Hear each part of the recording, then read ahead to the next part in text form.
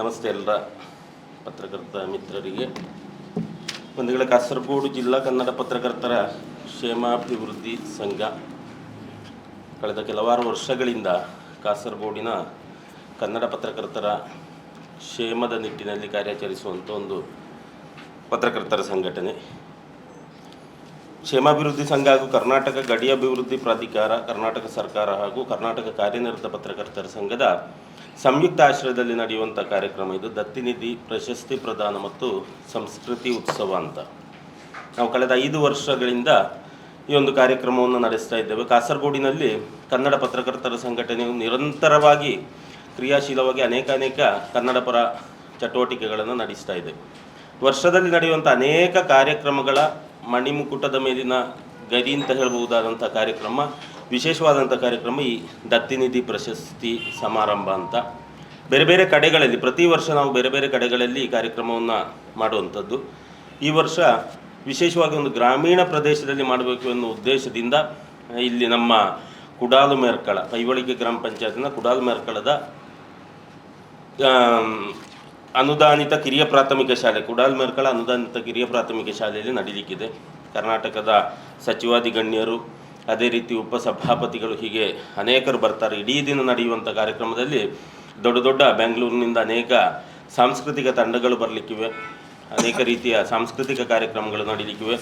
ಪ್ರಮುಖ ಕರ್ನಾಟಕದ ಕನ್ನಡದ ಹಿರಿಯ ಸಾಧಕ ಪತ್ರಕರ್ತರಿಗೆ ಈ ದತ್ತಿನಿಧಿಯನ್ನು ನಾವು ನೀಡ್ತೇವೆ. ದತ್ತಿನಿಧಿ ಪ್ರಶಸ್ತಿ ಅಂತ ಹೇಳುವಂಥದ್ದು ಬರೀ ಒಂದು ಸ್ಮರಣಿಕೆಯನ್ನು ನೀಡುವುದು, ಪ್ರಮಾಣ ಪತ್ರವನ್ನು ನೀಡುವುದಲ್ಲ, ಅದರ ಜೊತೆಗೆ ಕ್ಯಾಶ್ ನಗದು ದತ್ತಿನಿಧಿಯನ್ನು ಕೂಡ ನಾವು ನೀಡ್ತಾ ಇದ್ದೇವೆ. ಸುಮಾರು 18ರಷ್ಟು ಪತ್ರಕರ್ತರಿಗೆ ಈ ಪ್ರಶಸ್ತಿಯನ್ನು ನೀಡ್ತಾ ಇದ್ದೇವೆ. ಅದರ ಕೂಲಂಕುಷವಾದ ಮಾಹಿತಿಯನ್ನು ಇವರು ನೀಡಲಿಕ್ಕಿದ್ದಾರೆ ಕಲ್ಕೂರು. ಈಗ ನಮ್ಮ ಜೊತೆಗೆ ಪತ್ರಿಕಾಗೋಷ್ಠಿಯಲ್ಲಿ ಉಪಸ್ಥಿತರಿರುವಂಥವರು ಶ್ರೀ ಎಸ್ ಪ್ರದೀಪ್ ಕುಮಾರ್ ಕಲ್ಕೂರ್. ಅವರು ಗಡಿನಾಡ ಸಾಹಿತ್ಯ ಸಾಂಸ್ಕೃತಿಕ ಅಕಾಡೆಮಿಯಿಂದ ಕಾಸರಗೋಡಿನಲ್ಲಿ ಒಂದು ಸಾಂಸ್ಕೃತಿಕ ಕಾರ್ಯಕ್ರಮಗಳಿಗಾಗಿ, ಕನ್ನಡ ಸಾಂಸ್ಕೃತಿಕ ಕಾರ್ಯಕ್ರಮಗಳಿಗಾಗಿ ನಾವು ಸ್ಥಾಪಿಸಿದಂಥ ಸಾಂಸ್ಕೃತಿಕ ಅಕಾಡೆಮಿಯ ಸಂಸ್ಥಾಪಕರು ಶ್ರೀ ಪ್ರದೀಪ್ ಕುಮಾರ್ ಕಲ್ಕೂರ್ ಅವರು. ಅದೇ ರೀತಿ ಸೋಮಶೇಖರ್ JS ನಿಮಗೆ ಕೊಟ್ಟ ಇದರಲ್ಲಿ ಉಂಟು, ಅವರು ಬರಲಿಲ್ಲ ಅನಾನುಕೂಲತೆಯಿಂದಾಗಿ. ಆಮೇಲೆ ಇವರು ಅಶೋಕ್ ಭಂಡಾರಿ ಕುಡಾಲು, ಅವರು ನಮ್ಮ ಈ ಸ್ವಾಗತ ಸಮಿತಿಯ ಪ್ರಧಾನ ಸಂಚಾಲಕರು. ಅದೇ ರೀತಿ ಶ್ರೀ ರಾಧಾಕೃಷ್ಣ ಕೆ ಉಳಿಯತಡ್ಕ, ಅವರು ಕರ್ನಾಟಕ ಕಾರ್ಯನಿರತ ಪತ್ರಕರ್ತರ ಸಂಘದ ರಾಜ್ಯ ಸಮಿತಿ ಸದಸ್ಯರು, ರಾಧಾಕೃಷ್ಣ ಕೆ ಉಳಿಯತಡ್ಕ. ಅದೇ ರೀತಿ ಶ್ರೀ ರಾಘವ ಚೇರಾಲು, ಅವರು ಹಣಕಾಸು ಸಮಿತಿಯ ಸಂಚಾಲಕರು. ಶ್ರೀ AR ಸುಬ್ಬಯ್ಯಗಟ್ಟೆ, ಅವರು ಕರ್ನಾಟಕ ಕಾರ್ಯನಿರತ ಪತ್ರಕರ್ತರ ಸಂಘದ ಕಾಸರಗೋಡು ಜಿಲ್ಲಾ ಅಧ್ಯಕ್ಷರು, ಅದೇ ರೀತಿ ಕರ್ನಾಟಕ ಸರ್ಕಾರದ ಗಡಿ ಅಭಿವೃದ್ಧಿ ಪ್ರಾಧಿಕಾರದ ಸದಸ್ಯರು ಕೂಡ. ಆಮೇಲೆ ನಾನು ರವಿ ನಾಯ್ಕಪ್ಪ, ಅದರಲ್ಲಿ ಸ್ವಲ್ಪ ಒಂದು ತಿದ್ದುಪಡಿ ಮಾಡಬೇಕು, ನಾಯಿ ಬೇರೆ ಕಾಪು ಬೇರೆ ಆಗಿದೆ. ನಾಯ್ಕಪ್ಪ ಒಂದು ಒಟ್ಟಿಗೆ ಮಾಡಿದರೆ ಒಳ್ಳೆಯದು, ರವಿ ನಾಯಿ ಕಾಪು ಅಂತ ಇದೆ. ನಾನು ಕಾಸರಗೋಡು ಜಿಲ್ಲಾ ಕನ್ನಡ ಪತ್ರಕರ್ತರ ಕ್ಷೇಮಾಭಿವೃದ್ಧಿ ಸಂಘದ ಅಧ್ಯಕ್ಷ. ಆಮೇಲೆ ಪ್ರವೀಣ್ ಕುಮಾರ್ ಕೊಡಿಯಾಲ್ ಬೈಲು ಅವ್ರಿಗೆ ಹಾಜರಿದ್ದಾರೆ. ಹೀಗೆ ಮತ್ತೊಮ್ಮೆ ಎಲ್ಲರನ್ನ ಸ್ವಾಗತಿಸ್ತಾ ಈ ಬಗ್ಗೆ ಪೂರ್ಣವಾದಂಥ ಒಂದು ಮಾಹಿತಿಯನ್ನು ಕೊಡ್ತಾರೆ. ವಿಷಯ ಅಲ್ಲ, ಅದು ಓದಿ ಹೇಳಬೇಕು ಅಂತ ಇಲ್ಲಲ್ಲ, ಅದರ ಮೈನ್ ಪಾಯಿಂಟ್ಸ್ ಅನ್ನು ಹೇಳ್ತಾರೆ ಸುಬ್ಬಯ್ಯಗಟ್ಟೆ ಅವರು. ನಮಸ್ಕಾರ. ಕಾಸರಗೋಡು ಜಿಲ್ಲೆಯಲ್ಲಿ ಕನ್ನಡ ಪತ್ರಕರ್ತರ ಒಂದು ಸಂಘಟನೆ ಬರಬೇಕು ಅಂತ ಒಂದು ಉದ್ದೇಶದಿಂದ ಕಳೆದ 4 ವರ್ಷದ ಹಿಂದೆ ನಾವೊಂದು ಸಂಸ್ಥೆಯನ್ನು ಹುಟ್ಟುಹಾಕಿ ಕ್ಷೇಮಾಭಿವೃದ್ಧಿಗೆ ಬೇಕಾಗಿ ಈ ಒಂದು ಸಂಸ್ಥೆಯನ್ನು ಹುಟ್ಟುಹಾಕಿದ್ದು. ಇದರ ಮುಖಾಂತರ ಹಲವಾರು ಪತ್ರಕರ್ತರ ಅಭಿವೃದ್ಧಿ, ಅವರ ಕ್ಷೇಮಕ್ಕೆ ಬೇಕಾಗಿ ಹಲವಾರು ಕಾರ್ಯಕ್ರಮಗಳನ್ನು ಮಾಡ್ತಾ ಇದ್ದೀವಿ. ಈಗ ನಾವು ಅವರಿಗೊಂದು ಪೆನ್ಷನ್ ನಿಧಿ ಅಂತೇಳಿ ಅಂದರೆ ನಮ್ಮ ಪತ್ರಕರ್ತರಿಗೆ ಅಂಥದ್ದೇನು ಸವಲತ್ತುಗಳು ಇರಲಿಲ್ಲ ಸರ್ಕಾರದ್ದು.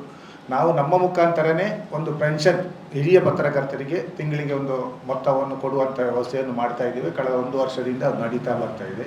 ಅದರೊಟ್ಟಿಗೆ ಆರೋಗ್ಯವಾಗಿ ಆಸ್ಪತ್ರೆ ವೆಚ್ಚಗಳು ಮತ್ತು ಅವರ ಮಕ್ಕಳಿಗೆ ಕಲೀಲಿಕ್ಕೆ ಇಂಥದ್ದೆಲ್ಲ ತುಂಬ ಕೆಲಸಗಳನ್ನು ನಾವು ನಮ್ಮ ಪತ್ರಕರ್ತರ ಕ್ಷೇಮಾಭಿವೃದ್ಧಿ ಸಂಘದ ಮುಖಾಂತರ ದಾನಿಗಳ ಸಹಕಾರದಿಂದ ಮಾಡ್ತಾ ಇದ್ದೇವೆ.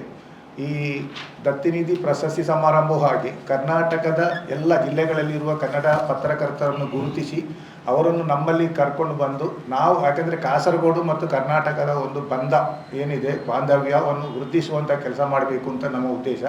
ಆ ನಿಟ್ಟಿನಲ್ಲಿ ನಾವು ಪತ್ರಕರ್ತರ ಸಂಘವು ಸಣ್ಣದಾದರೂ ನಾವು ಅದರ ಮುಖಾಂತರ ತುಂಬ ಕೆಲಸ ಜಿಲ್ಲೆಯಾದ್ಯಂತ ಕನ್ನಡ ಅಂದರೆ ತಿರುವನಂತಪುರದಲ್ಲಿ ಎಲ್ಲಕ್ಕೂ ನಮಗೆ ಬೆನ್ನೆಲುಬಾಗಿ ನಿಂತವರು ಶ್ರೀಮಾನ್ ಪ್ರದೀಪ್ ಕುಮಾರ್ ಕಲ್ಕೂರ್ ಅವರು ಕನ್ನಡ ಅಭಿವೃದ್ಧಿ ಪ್ರಾಧಿಕಾರದಲ್ಲಿ ಸದಸ್ಯರಿದ್ದಾಗ ನಮ್ಮ ಕಾಸರಗೋಡಿನ ಕನ್ನಡ ಮಕ್ಕಳಿಗೆ ಏನು ಸ್ಕಾಲರ್ಶಿಪ್ ಕನ್ನಡ ಕಲಿಯೋರಿಗೆ ಕೊಡಬೇಕು ಅಂತೇಳಿ ಮುತುವರ್ಜಿವಹಿಸಿ ಮಾಡಿದವರು. ಮತ್ತು ಶಾಲೆಗಳಲ್ಲಿ ಕನ್ನಡದ ಕಾರ್ಯಕ್ರಮಗಳನ್ನು ಮಾಡಲಿಕ್ಕೆ ಅನುದಾನವನ್ನು ಕೊಡಲಿಕ್ಕೆ ಮುಂದೆ ಬಂದವರು. ಈ ನಿಟ್ಟಿನಲ್ಲಿ ಅವರು ನಿರಂತರವಾಗಿ ನಮಗೆ 4-5 ವರ್ಷದಿಂದ ಪತ್ರಕರ್ತರ ಸಂಘ ಯಾವಾಗ ಸ್ಥಾಪನೆ ಆಗಿದೆ ಅದರ ಹಿಂದೆ ಇದ್ದಾರೆ. ಈಗ ಈ ಒಂದು ಪ್ರಶಸ್ತಿಯನ್ನು ಆಯ್ಕೆ ಮಾಡಿ ಯೋಗ್ಯರು ಅಂತ ನಮಗೆ ಬಂದ ಏನು ಎಷ್ಟು ಅಪ್ಲಿಕೇಶನ್ ಬಂದಿದೆ ಅದರಲ್ಲಿ ನೋಡಿಕೊಂಡು ನಾವು ಎಲ್ಲ ಜಿಲ್ಲೆಗಳಿಗೂ ಎಲ್ಲರನ್ನು ಪ್ರಾತಿನಿಧ್ಯ ಇಟ್ಟುಕೊಂಡು ಈಗ ಮಾಡ್ತಾ ಇದ್ದೀವಿ. ತಾವೆಲ್ಲರೂ ಈ ಬಗ್ಗೆ ಸ್ವಲ್ಪ ಪ್ರಚಾರ ಮಾಡಬೇಕು. ಯಾಕಂದರೆ ನಮ್ಮ ಕಾಸರಗೋಡು ಜಿಲ್ಲೆಯಲ್ಲಿ ಪ್ರಚಾರ ಅಂದರೆ ತಲಪಾಡಿಯಿಂದ ಆಚೆ ಮಾತ್ರ ಇರ್ತದೆ. ನಾವು ಎಷ್ಟೇ ದೊಡ್ಡ ಕಾರ್ಯಕ್ರಮ ಮಾಡಿದರೂ ತಲಪಾಡಿಯಿಂದ ಕರ್ನಾಟಕದವರಿಗೂ ಗೊತ್ತಾಗೋದಿಲ್ಲ, ತಲಪಾಡಿಯಿಂದ ಈಚೆ ಬರುವುದೂ ಇಲ್ಲ. ಈ ನಿಟ್ಟಿನಲ್ಲಿ ನಾವು ಇಲ್ಲಿ ಪತ್ರಿಕಾಗೋಷ್ಠಿಯನ್ನು ಕರೆದಿದ್ದೇವೆ. ತಮ್ಮೆಲ್ಲರ ಬೆಂಬಲವನ್ನು ಕೋರ್ತಾ ಏನು ಕಾಸರಗೋಡಿನಲ್ಲಿ ಕನ್ನಡದ ಚಟುವಟಿಕೆ ಏನೀಗ ಮಲಯಾಳ ಕಡ್ಡಾಯವಾಗಿದೆ ಇದರ ಬಗ್ಗೆ ನಮ್ಮೊಟ್ಟಿಗೆ ನಿರಂತರವಾಗಿ ಸಂಪರ್ಕದಲ್ಲಿರುವ ಶ್ರೀ ಪ್ರದೀಪ್ ಕುಮಾರ್ ಕಲ್ಕೂರ್ ಅವರು ನಿಮ್ಮ ಹತ್ರ ಮಾತಾಡ್ತಾರೆ.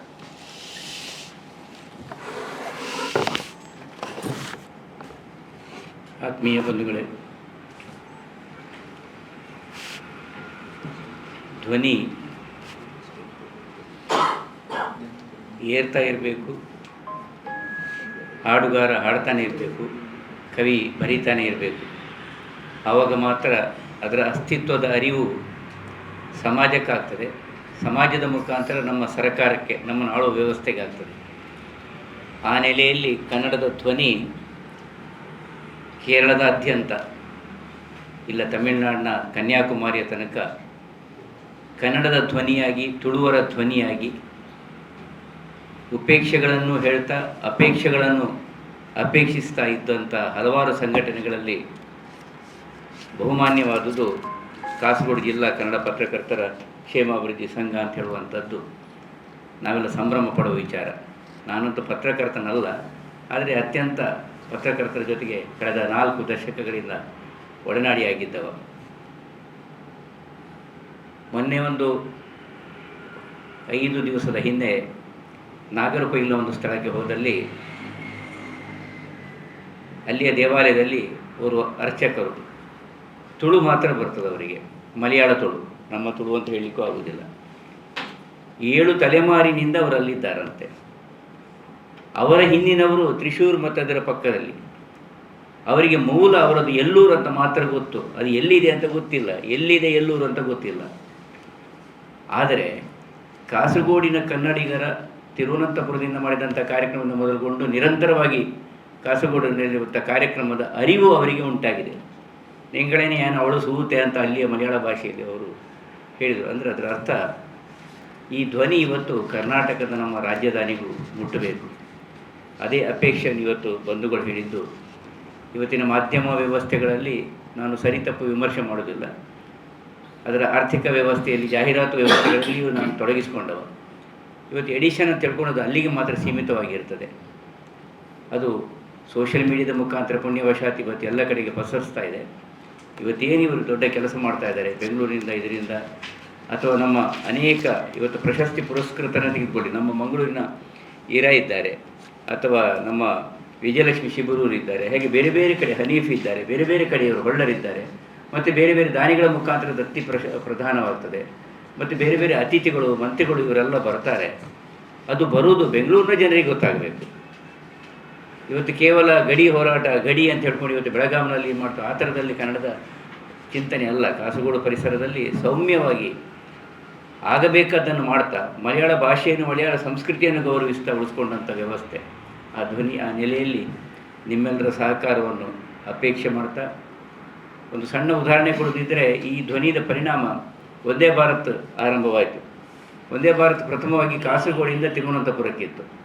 ತದನಂತರದ ಇನ್ನೊಂದು ವಂದೇ ಭಾರತ್ ಕಾಸರಗೋಡಿನ ತಿರುವನಂತಪುರದಿಂದ ಮಂಗಳೂರಿಗೆ ಬಂತು.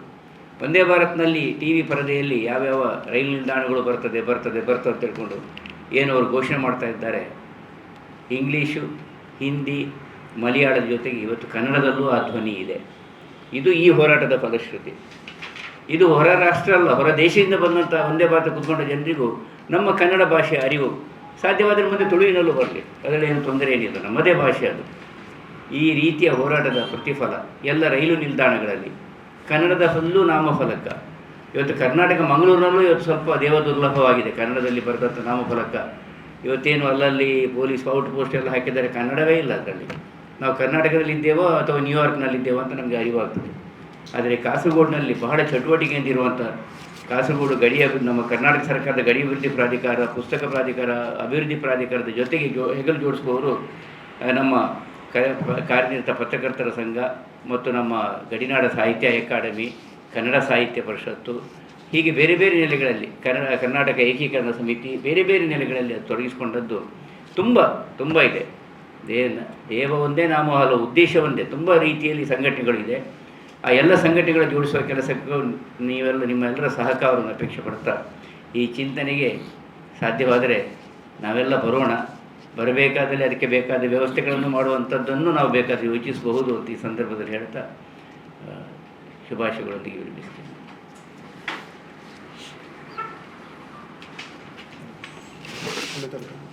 ಧನ್ಯವಾದಗಳು. ಈಗಾಗಲೇ ನಮ್ಮ ಅಧ್ಯಕ್ಷರಾದ ರವಿ ನಾಯ್ಕಪ್ಪ ಅವರು ಸೂಚಿಸಿದ ಹಾಗೆ ಕಳೆದ 5 ವರ್ಷಗಳಿಂದ ಕೇರಳದ ವಿವಿಧೆಡೆಗಳಲ್ಲಿ ಈ ಕಾರ್ಯಕ್ರಮವನ್ನು ಪತ್ರಕರ್ತರ ಸಂಘ ನಡೆಸುತ್ತಾ ಬಂದಿದೆ. ಈ ಪತ್ರಕರ್ತ ಸಂಘದ ಅಸ್ತಿತ್ವಕ್ಕೆ ಮೂಲ ಕಾರಣ ನಮ್ಮ AR ಸುಬ್ಬಯ್ಯಕಟ್ಟೆಯವರು, ಅದೇ ರೀತಿ ತಗಡೂರವರು ಇದರ ಶಿವಾನಂದ ತಗಡೂರವರು ನಮ್ಮ ರಾಜ್ಯ ಅಧ್ಯಕ್ಷರು. ಅವರ ಬೆಂಬಲ ಮತ್ತು ಪ್ರೋತ್ಸಾಹ ಇದಕ್ಕೆ ಪ್ರಾರಂಭದಿಂದಲೂ ಇತ್ತು. ಕಾಸರಗೋಡಿನಲ್ಲಿ ಕನ್ನಡ ಪತ್ರಕರ್ತರ ಅಸ್ತಿತ್ವ ಅದನ್ನು ಕಾಯ್ದುಕೊಳ್ಳುವಲ್ಲಿ ಈ ಸಂಘಟನೆ ಬಹಳಷ್ಟು ಕ್ರಿಯಾಶೀಲವಾಗಿ ದುಡಿಯುತ್ತಾ ಇದೆ.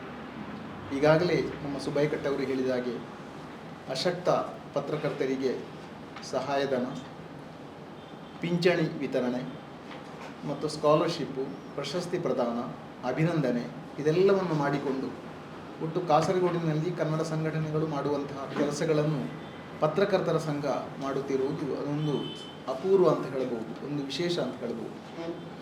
ಅದೇ ರೀತಿ ಕನ್ನಡ ಸಂಸ್ಕೃತಿ ಉತ್ಸವ ಬೇರೆ ಬೇರೆ ಕಡೆಗಳಲ್ಲಿ ನಡೆದಿದೆ. ಇಲ್ಲಿ ಕರ್ನಾಟಕದ ಸಾಂಸ್ಕೃತಿಕ ಕಲೆಗಳನ್ನು, ಸಂಸ್ಕೃತಿ ಮತ್ತು ಕಲೆಗಳನ್ನು ಕೇರಳದಲ್ಲಿ ಪ್ರಚಾರಪಡಿಸುವುದು, ಆ ಮೂಲಕ ಸಾಂಸ್ಕೃತಿಕ ವಿಲೀನೀಕರಣ ಅಂತ ಹೇಳ್ಬೋದು. ಕರ್ನಾಟಕದ ಜೊತೆ ಒಂದು ಸಾಂಸ್ಕೃತಿಕ ವಿಲೀನೀಕರಣ ಇದರ ಉದ್ದೇಶ ಅಂತ ಹೇಳ್ಬೋದು. ಇದನ್ನು ಪತ್ರಕರ್ತರ ಸಂಘ ಮಾಡುತ್ತಿರುವುದು ಬಹಳ ಒಂದು ವಿಶೇಷ. ಬೇರೆ ಎಲ್ಲಿ ಕೂಡ ಇಂಥ ಒಂದು ಉದಾಹರಣೆಗಳು ನಮಗೆ ಸಿಗಲಿಕ್ಕೆ ಕಷ್ಟವು. ಇದು ಯಾಕೆ ಅಂದರೆ ಕಾಸರಗೋಡಿನಲ್ಲಿ ಕನ್ನಡದ ಅಸ್ತಿತ್ವವನ್ನು ಭದ್ರಪಡಿಸಬೇಕು, ಅದೇ ರೀತಿ ಪತ್ರಕರ್ತರ ಅಸ್ತಿತ್ವವನ್ನು ಭದ್ರಪಡಿಸುವಂಥ ಒಂದು ಕಾಯಕ ಅಂತ ಹೇಳ್ಬೋದು.